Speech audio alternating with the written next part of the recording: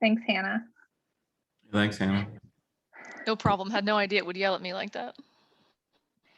Alrighty. Hello, everyone. Thanks for joining our August seminar webinar series. I'm Amanda Joyce. I am the CyberForce program lead here at Argonne National Laboratory. And this August, we're talking about what to expect for 2021 CyberForce Competition, and also what to expect for the next Conquer the Hill Rain Edition, which comes up here in September. Go ahead, next slide, Stephen. So as I mentioned, I'm Amanda, Stephen Dazon, and as well as Hannah, who is our gracious recorder. So for all of you that did not see, we are recording this webinar, so staying on, you're agreeing to be recorded. So I have everyone in a mute. Feel free to ask any questions in the chat, and we'll be sure to answer those throughout the webinar today. Go ahead, Stephen. I just want to do a quick shout out to the Department of Energy's Office of Cybersecurity, Energy Security, and Emergency Response, also known as the CSER office. Without them, these webinar series wouldn't be possible. They also largely support us for the CyberForce program and the CyberForce competition, along with all the many other offices in the Department of Energy. Go ahead. So to get to 2021 CyberForce competition, it is virtual again for 2021. We want to make sure that we are taking into account the safety of everyone and where we currently still stand with the pandemic. So taking that into account, go ahead, Stephen, next slide. I just want to do a really quick recap of what CyberForce is. So the purpose behind CyberForce is really to provide collegiate students with a hands-on realistic experience for cyber physical energy-based scenarios. So while I much prefer to do our competition in person because you get to see colleagues, students from around the United States at national laboratories, we get to, as national lab folks, get to see both the happy and the sad moments for all the college students. And we provide, a cyber physical little device for all of the teams. Again, safety is a priority for us, so we'll be doing this virtual this year. So taking what we do in person, everyone will get a virtual environment. And at the end of the day, the goal for us is this is a workforce development effort. So we're ideally seeking to help build out not just what you all are learning in your college days and your educational programs, but helping to really mold out that operational technology component and getting you to better understand what is coming and what is current in our security posture for not just the energy sector, but here at the national labs and industry and whatnot. We're just looking to kind of build that pipeline. So next slide. So specifically for student participants, go ahead, next slide. I think it's easiest to compare for those folks that have participated before and or if you're new. So 2019, we were in person. We were a team-based and we did a whole bunch of scoring. So scoring for us included service uptime, red team, usability, which is green team for us. We had anomalies, which for those of you that do CCDC, I believe that's purple. It's a whole bunch of task-based challenges.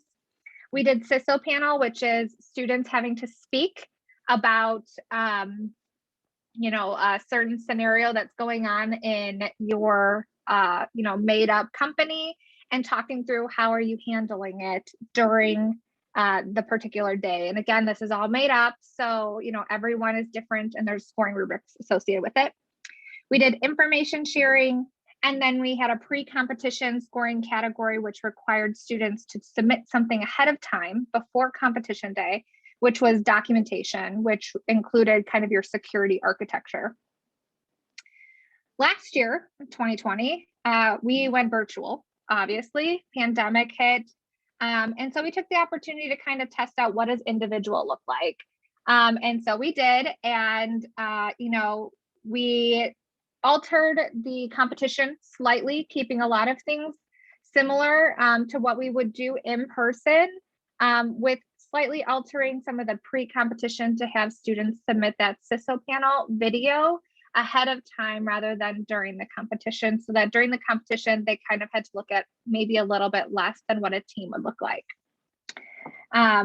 Based on feedback from students, based on lessons learned from the national labs, we really do feel like this particular competition is much more suited for a team. And on top of it, when you get into industry, you're likely going to need to work on a team, whether it's with individuals you know or you don't.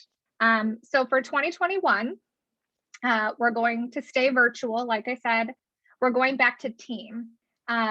Scoring will look very similar to of what 2020 was. So you'll have some categories that are during the competition, which is an 8-hour day with no breaks. So your entire team will be on working hard for 8 hours on that Saturday. And then there are 2 pre-competition submissions, which will be the security documentation and a CISO panel video that will be required ahead of time. So next slide, Stephen. So eligibility. So we tend to get this question a lot. So even though it's virtual, you still need to be 18 to participate. So in the event that you are below that age, unfortunately, it's just the requirement, you need to be 18.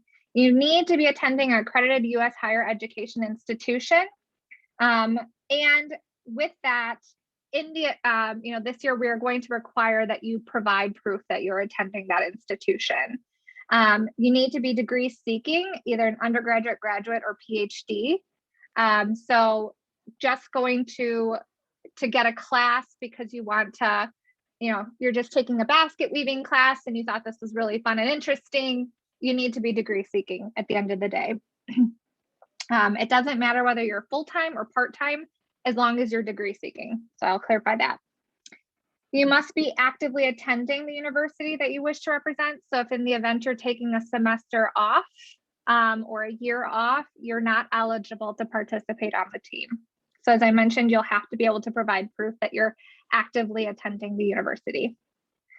Teams are made up of 4 to 6 individuals from the same university. So you can't go to friends from across the United States who may go to 4 to 6 different universities and work as a team. This is all meant to come from one university. So finding 4 to 6 individuals from your same university, University of Illinois, University of Alabama, wherever you're from, 4 to 6 individuals. And then once the competition has begun, a participant must complete the competition. So if someone is to back out, your team has to complete without that person. We can't add people into the competition once things have started. And there will be a drop dead date of when we can and cannot add people. To clarify as well quickly on that 4 to 6 people at a university, you can go to the next slide, Stephen, that's fine. People will ask, well, what if I have more than one team that wants to apply from my university? Again, we go based on the number of slots we have available for the competition.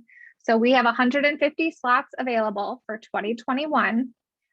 So we go based on trying to fill those slots with unique universities. So every school is more than welcome to apply with more than one team. At the end of the day, we go based on the availability of slots. If there's open slots, then we select more than one team. That's great. Otherwise, we will go back and we will ask universities to see what team they'd either like to put forward or if there's an ability to combine teams. So just be mindful of that in the event that you opt to want to submit 12 teams. In the event you want to submit 12 teams, there is a likelihood that you may need to down select yourself. So for the application process, before you begin, the application is open now. It's on the CyberForce website. What you need to have for that is each team member, you need to know their name, their email, their phone number. We ask you for their gender, their level in school, major, minor, their veteran status, if they previously participated in CyberForce before, and that could be in any manner. That could be as a volunteer, that could be as a blue team participant, or as a bystander somehow, some way. And then we ask for their t-shirt style and their size. And then again, in person, we require it. Virtual, we're highly recommending it, but it's not mandatory as a faculty representative or a mentor is what we like to call them. And that information, if you do plan to have it, is on the side here, which is their name, their email, their phone number, their t-shirt style, and their t-shirt size. The question you'll probably ask is, what does a faculty representative do? And in the eyes of us, a mentor is there to help guide you and ensuring that one, you're following the rules and expectations that we have. They're your first line of defense of ensuring that if you feel like there's something unclear in the rules and guidance, that they would be kind of your first question.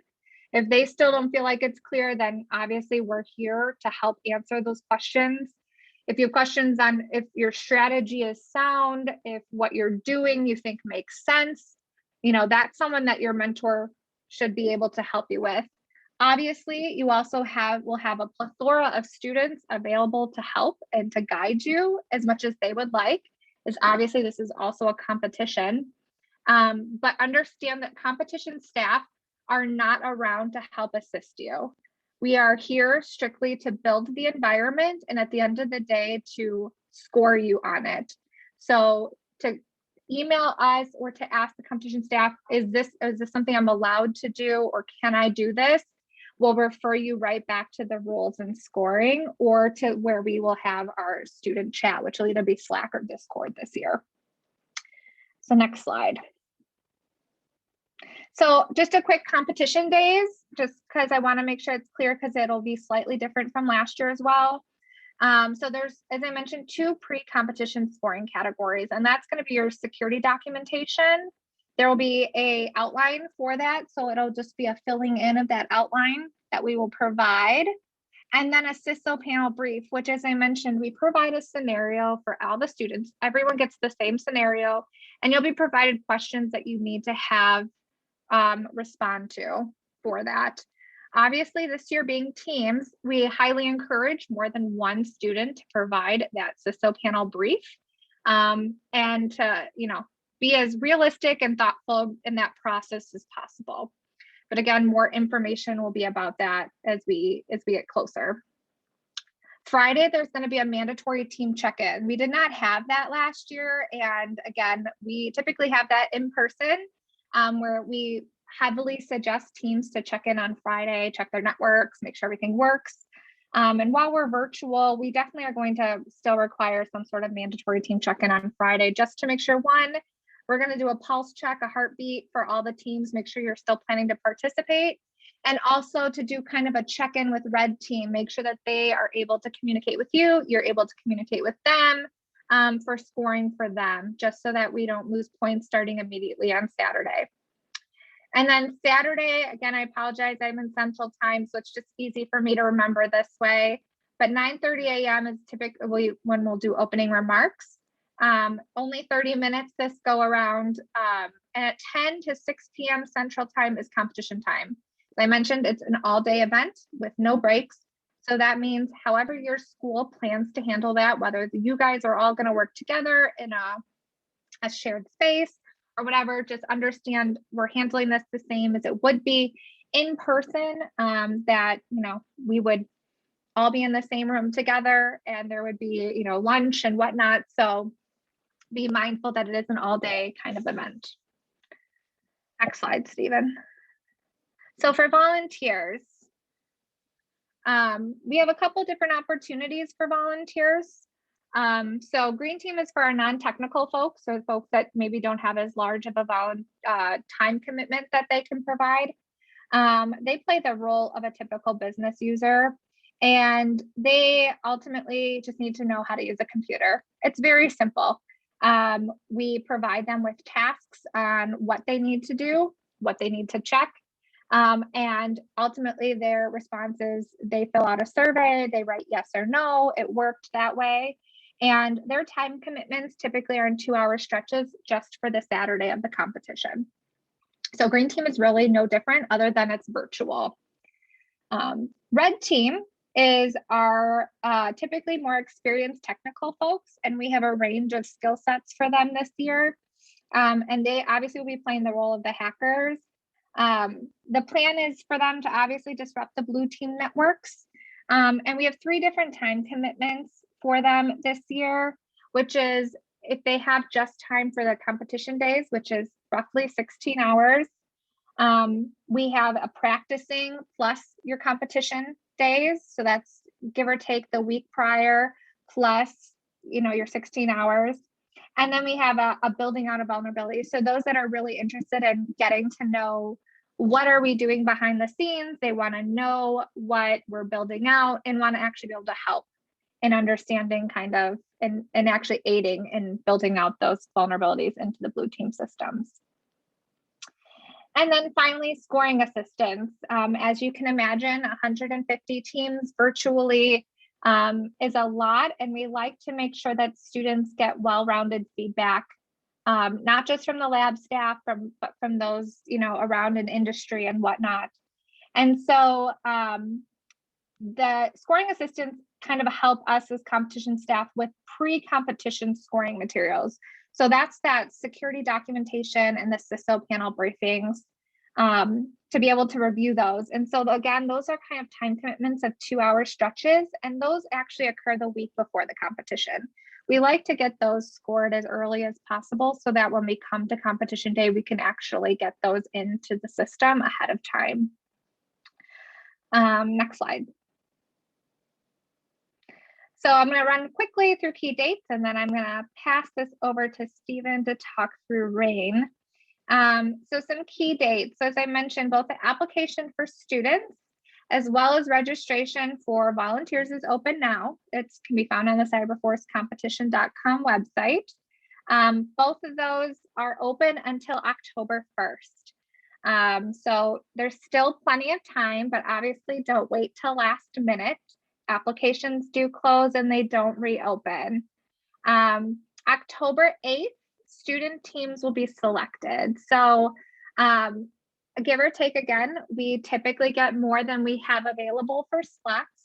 So we go through that following week being able to select out the teams, and then we will inform all the teams of whether you've been waitlisted, accepted, and then we will start giving out information in regards to expectations and rules. For volunteers, once October 1st hits, you'll be emailed right away from either red, green, or the scoring assistant lead to kind of give you more information and details on what your roles consist of. On October 25th, which is 3 weeks prior to the competition, the students will receive your competition environment. So again, slightly different than what other competitions out there do. We actually give you your environment ahead of time. Your job for it is to actually go through it, harden it, defend it, do what you need to do, obviously abiding by what the rules dictate that you're allowed to do. And in the same time, red team volunteers that have agreed to sign up to practice also get their environments in the event that they're interested in equally getting that much time. On November 5th, which is 1 week prior to the start of the competition, our pre-competition materials are due. November 8th through the 12th is when our scoring assistants help with the pre-competition materials, as mentioned. On the 12th, like I said, there'll be a required check-in for student teams and red team volunteers. So both red and blue teams will need to be checking in. And then on the 13th is our competition day. Students, red team volunteers, and green team volunteers for whatever time commitment they are. And then we'll have our full day live stream as we did last year. So that's kind of our rundown for CyberForce 2021. It is a combination of 2019 and 2020. Virtual meets team environment. We're super looking forward to it. All the information, like I said, this can be found on CyberForceCompetition.com. But with that, I will turn it over to Stephen, I believe, for RAIN. Indeed. All right. All right, so this year, like Amanda was saying, we've tacked on 2 additional competitions. This one is rain. So this will be part of the Conquer the Hill series that we put out moving forward. All right, so what is rain? Basically, it's an escape room style capture the flag competition. Participants must traverse through various rooms to reach the end of the escape room. Each room contains like theme-based challenges, and there are extra challenges available to be solved to help your overall time. So how do you win? The participant with the best completion time throughout all of the rooms will win. And to advance to the next rooms, the participant must complete all room challenges. So based on all of that information, there's different strategies that you can utilize to move through these rooms and do what you got to do and try to compete for the best time. These are various challenges. So as you complete the challenges, it pops a string-based flag of some sort. Use that to unlock the next challenges as well. Get through all the challenges in that room, then you can unlock the next room, and so on. You keep moving through these like a labyrinth. And so the person that can complete all of these rooms in the best time will win. And the extra challenges are kind of like bonuses in time. So once you complete the extra challenges, you'll get some time kind of shaved off of the ending time from when you complete like the last challenge of the last room. And so it'll have a whole theme based for various rooms, whether it's types of cryptography, various operating system challenges, and what have you. Can't give away too much, but that's some of the details. All right, so the key dates with RAIN. So applications are now open. The applications will be closing on the 20th of August. We'll be selecting the students participating for that August 27th. It's still kind of up in the air how many students we'll be taking, but we'll let everybody know.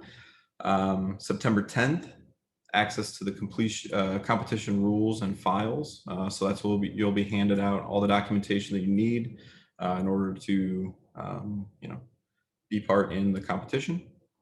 And then September 18th is the competition day. Start at 10 a.m. and end at 6 p.m. Obviously, this is a time-based competition, so it may not take person all 8 hours, but you do have all 8 hours to complete all the challenges and get through all the rooms. All right, so funding acknowledgements are on National Laboratories work supported by the U.S. Department of Energy, Office of Science under the contract DAC 0206CH11357, and the Office of Cybersecurity, Energy Security, and Emergency Response. All right, so we'll open this up and field some questions if y'all have any. Pass them over to the chat channel and Hannah can see those. Let's see.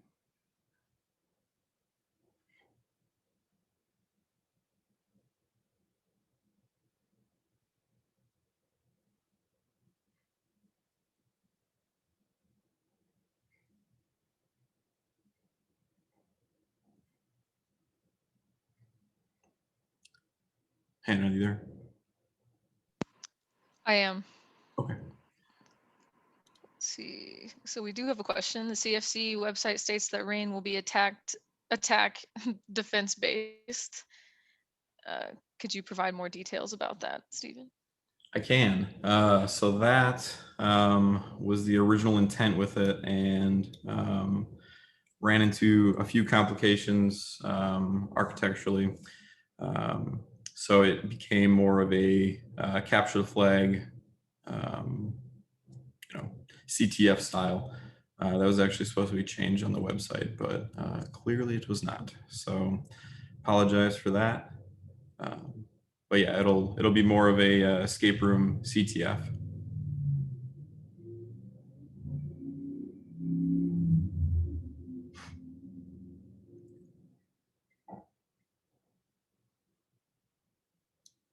Of course.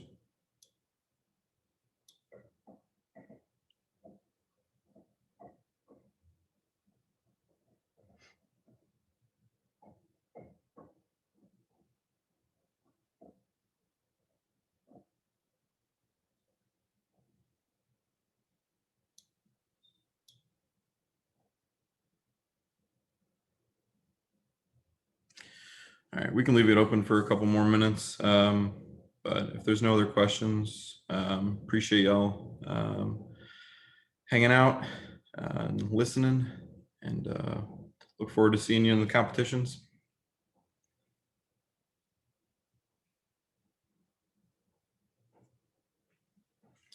Of course, thank you.